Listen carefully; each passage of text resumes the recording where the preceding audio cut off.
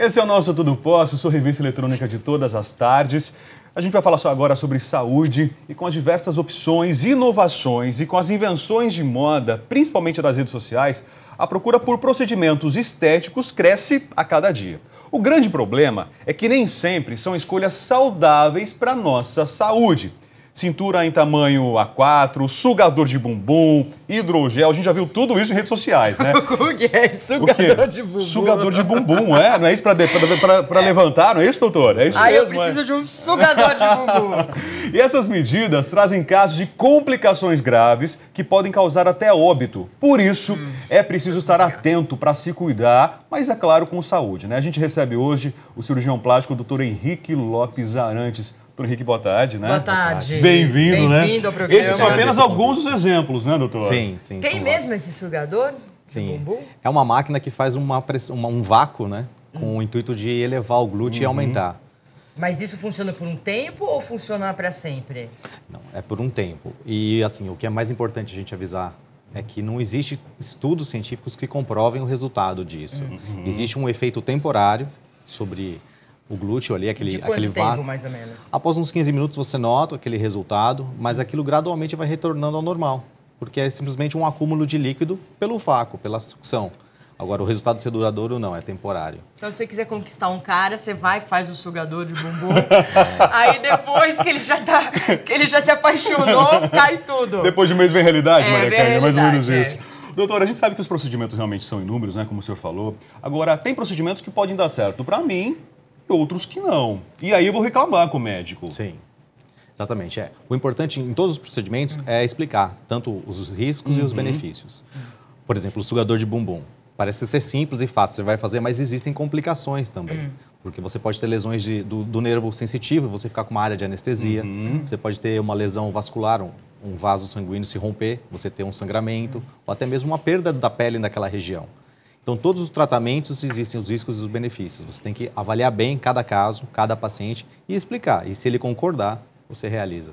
Qual a cirurgia mais feita hoje no Brasil? No Brasil, a cirurgia mais feita continua sendo a mamoplastia de aumento, seguida bem de perto da lipoaspiração, tanto no Brasil quanto nos Estados Unidos. Agora, o senhor fala sobre lipoaspiração, né? Eu não sei se é... Os casos de os pessoas casos, que morrem. né, que acabam morrendo, são mais, né, notificados, aí pelo menos vem a público. São os mais graves mesmo, doutor? Então, na verdade, o óbito sempre vai estar relacionado a qualquer procedimento cirúrgico. Todas as cirurgias têm os seus riscos de terem alguma complicação. O que chama muita atenção na cirurgia plástica é que você vai fazer um tratamento estético muitas vezes. Então, é um paciente que não é doente. Você tem que explicar bem para ele os riscos, os benefícios e se vale a pena você realizar o procedimento. Toda vez que você realiza um procedimento desnecessário ou algum exagero, você aumenta o risco de uma complicação. E você realizar uma cirurgia para o paciente ficar mais bonito, para emagrecer, e como consequência o paciente vira óbito ou tem uma doença disso, chama muito a atenção e isso faz com que se torne muito alarmante essas complicações. Então, a lipoaspiração não é uma cirurgia perigosa que você fala, vai fazer lipoaspiração, tem o risco de morrer. Toda cirurgia tem os riscos de complicações, mas chamam a atenção esses casos de complicação devido a ser uma cirurgia estética que você deveria evitar que isso acontecesse. Mas muitas vezes a negligência do médico ou até então, mesmo... isso que eu ia falar. Existe Exatamente. muita negligência, né? Pode Pessoas que acontecer. nem são médicos e que fazem essas operações. Sim.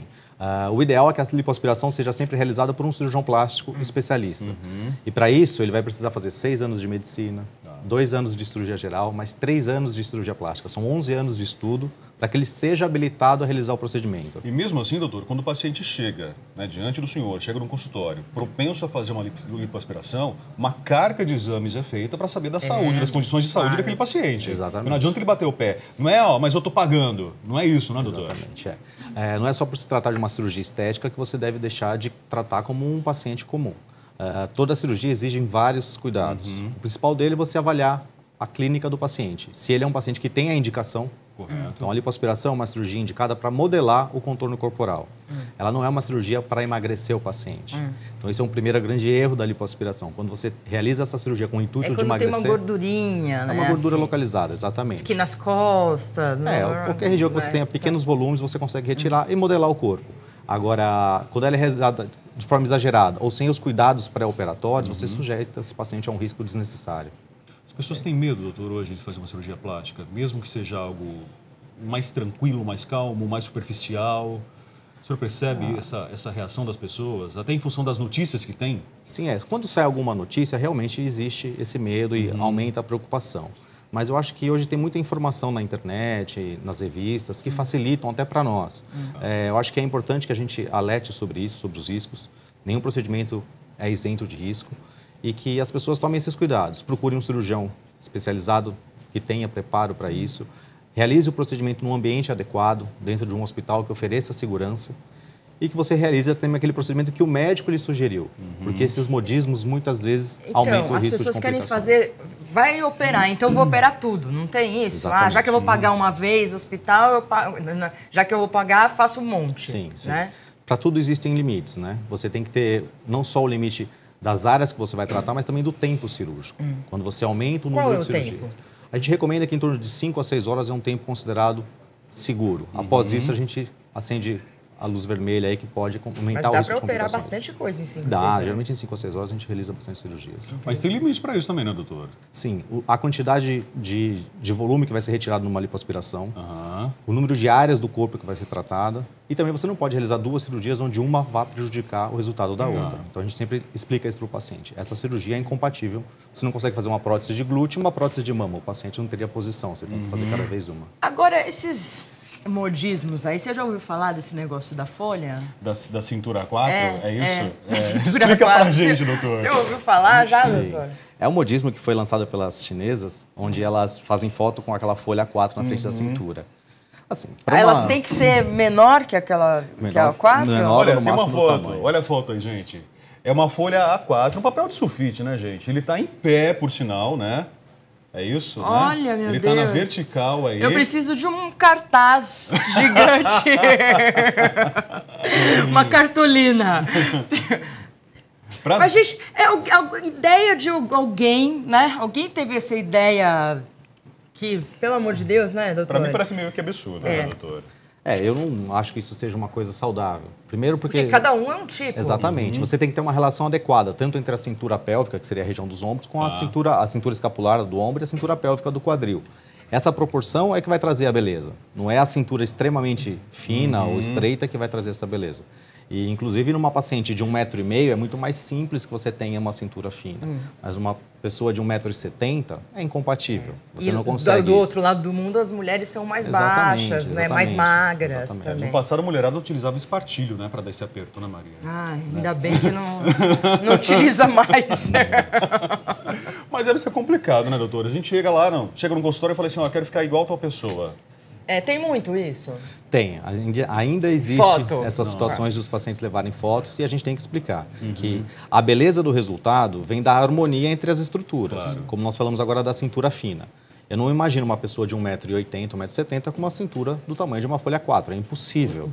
E aí se a pessoa pede para você retirar uma costela ou fazer um exagero numa cirurgia, também não se faz, porque essa cirurgia não é aconselhada, não se realiza isso rotineiramente. Mas essas meninas aí, essas bailarinas e tudo, elas fazem isso. É uma sede pela beleza, né, doutor? Exatamente. É isso. O que a gente tem que explicar é que a beleza do corpo de cada um vem de uma harmonia entre as estruturas. Exatamente. Então, não adianta eu pegar, às vezes, o rosto da Gisele Bündchen, que é uma pessoa considerada uma das mais bonitas do mundo, e colocar no corpo de uma paciente oriental de 1,50 m. Não vai combinar. Ela tem um rosto muito grande para aquela paciente de 1,50 m. A cintura, o tamanho da mama, do glúteo, é a mesma coisa. Tem que ter uma proporção entre as estruturas para que venha daí o resultado. E mesmo quando a gente fala em procedimentos estéticicos, né, mais superficiais, hoje a aplicação da toxina botulínica, né, o Botox, né, o famoso Botox, né? Exato. Hoje é muito comum injetar Botox para aumentar os lábios. O caso da Anitta, né, mais famoso, né, o mais recente que nós tivemos aí. Aliás, tem um problema aí com a Anitta, que todo mundo está falando que ela faz muita cirurgia plástica, você ouviu, Já né? vi isso sim. Os exageros sempre acabam chamando a atenção também, né? No caso da Anitta, foi mais um preenchimento que ela fez, não foi tanto a toxina, é um preenchimento labial e não se sabe o que ela utilizou. Então, esse é o grande questionamento. Além do exagero, se é uma substância que seja adequada e que possa ser removida ou que seja uma substância definitiva, que aí é mais complicado. Com que idade você pode começar a fazer cirurgia plástica? Essa é uma pergunta muito boa. Não existe uma idade ideal, né? A cirurgia plástica ela pode ser tanto estética, que é para você melhorar alguma alteração física ou alguma coisa que deixa o paciente insatisfeito, como ela pode ser reparadora, onde você vai corrigir alguma função alterada, alguma malformação. Então, as cirurgias reparadoras de lábio leporino, por exemplo, se iniciam aos 2 meses de idade. Agora, uma cirurgia estética, Eu acho que a mais precoce que a gente realiza são as cirurgias de orelha de abano após os 6 anos de idade. Sim. Agora, as cirurgias como mamoplastias, tanto de aumento quanto de redução, é muito questionável. Se você tem uma menina de 15 anos, você sabe que ela ainda não se desenvolveu completamente, mas tem uma mama extremamente grande, que tenha prejuízo não só na autoestima, como também no seu dia a dia, para realizar atividades físicas, para o seu comportamento, se pode realizar a cirurgia. Mas a gente sempre aconselha que seja realizada após os 18 anos de idade e que também a família participe dessa decisão. Porque muitas vezes um jovem ainda não tem a maturidade para decidir sobre a cirurgia. Então é importante que o médico nessa hora oriente também. Há casos de pessoas que nessa orientação desistem do procedimento, doutor? Sim, principalmente no caso da mamoplastia. Se você explica para o paciente, ó, nós podemos realizar essa cirurgia agora para que você tenha uma harmonia melhor no seu corpo, mas provavelmente vai ser necessária uma segunda cirurgia quando você terminar o seu desenvolvimento. E aí, às vezes, esse intervalo, por ser curto, ou assim, a necessidade de uma segunda cirurgia pode ser uma contraindicação por parte dela de realizar o procedimento. Então, é importante orientar sobre isso, né? As cirurgias se tornaram mais acessíveis? Eu acho que sim. Hoje, não só o número de cirurgiões aumentou, né? A gente tem várias opções de tratamento, como também facilitou o acesso da população às cirurgias, né? O Brasil é o segundo país no mundo em número de cirurgias plásticas, a gente só perde para os Estados Unidos. Mas se a gente comparar o poder aquisitivo da nossa população com o poder aquisitivo da população americana, existe uma diferença grande. Então, se a gente conseguisse ter essa avaliação, provavelmente nós teríamos um número maior se tivéssemos um poder aquisitivo semelhante. Tem esse fato da cultura também no Brasil, a cultura, e não só a moda, mas existe essa preocupação com o corpo, com a saúde. É um país tropical que as pessoas se expõem mais. Então, existe uma exigência social de que você tenha uma boa apresentação. Isso fez com que aumentasse também o número de cirurgias. Mas esse ranking, né, quando a gente ocupa o segundo lugar, são cirurgias mais estéticas do que reparadoras. É isso, não, doutor? Exato. São mais cirurgias estéticas do que reparadoras. É a busca pela beleza e pelo corpo ideal, outro, né? Outro... As culturas mais asiáticas, europeias, têm um número de cirurgias reparadoras muito maior do que a nossa. Grande, né? Sim. Uma vez, quando eu fui para Tailândia, Filipinas e tudo, eles voavam para Tailândia, acho que é Tailândia, para fazer num final de semana, faz lipoaspiração, faz tudo e tal, e volta para o país. Era cultural deles isso, então, Maria? Olha, curioso. Agora, também tem uma diferença entre as cirurgias que são pagas, por exemplo, na rede privada e aquelas que vão para o setor público, para o SUS, né? Sim. O SUS não aceita todo tipo de procedimento, né, doutor? Exatamente. Geralmente as cirurgias realizadas no SUS são cirurgias reparadoras. Então, são cirurgias de reconstrução mamária após câncer de mama, cirurgias relacionadas a malformações congênitas e algumas cirurgias estéticas se consegue. Por exemplo, mamoplastias redutoras, nos casos de uma mama muito grande que tenha prejuízo funcional, você consegue. Pacientes que tiveram grandes perdas de peso, os ex-obesos que fazem cirurgias bariátricas também conseguem realizar pelo SUS.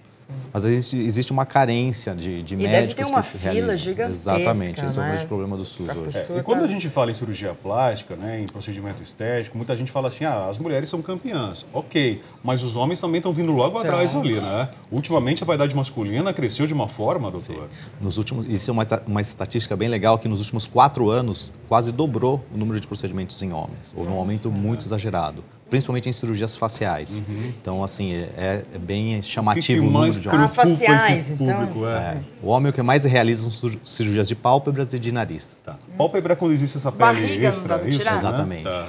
E essa barriga? O que a gente faz? Barriga de cerveja. Realizam também lipoaspiração, mas está lá para trás, as cirurgias faciais. Então, mas se também você tem uma barriguinha, dá pra diminuir, né? Se você Dá. tem aquele barrigão, não dá. Não, geralmente também é uma gordura intraabdominal, e aí não é com lipoaspiração o tratamento. Aí seria uma Entendi. combinação Então, de dançaram. procedimentos, né? Ó, você que então, toma muita cerveja, aí tem o barrigão, não dá pra fazer. Dá, mas... né? Dá, mas não dá. Só que não. Doutor, então, Henrique Lopes esclarecendo para a gente aqui, falando sobre os procedimentos estéticos, né, mostrando para a gente os riscos e os benefícios também, né, doutor? Né? Acho que quando a gente fala sobre isso, naturalmente a pessoa busca uma autoestima melhor, né? Exato, Acho que a grande indicação da cirurgia plástica estética seria isso, a gente ajudar a pessoa a melhorar a sua autoestima e a qualidade de vida. Porque, como eu falei no começo, todo procedimento existe risco. Então, a gente tem que tentar minimizar esses riscos para proporcionar o melhor resultado possível. Casos reversíveis são possíveis? Sim, existem Que cirurgias. tipo de procedimento que é possível reverter? Uma cirurgia de mamoplastia de aumento, por exemplo, você pode retirar o implante quando a pessoa estiver insatisfeita.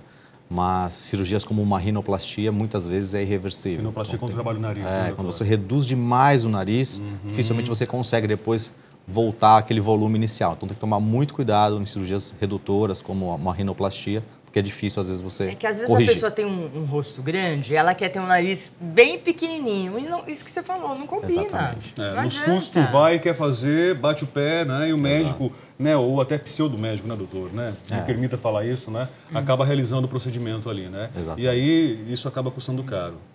Vamos falar um pouco de hidrogel? Vamos Hidrogel, a gente ficou nas paradas de sucesso aí, esse hidrogel, por muito tempo, né? Sim. Ainda usam? Então, o hidrogel, até 2005, houve uma importação legalizada desse produto e se usou em alguns lugares, algumas clínicas de estética mais.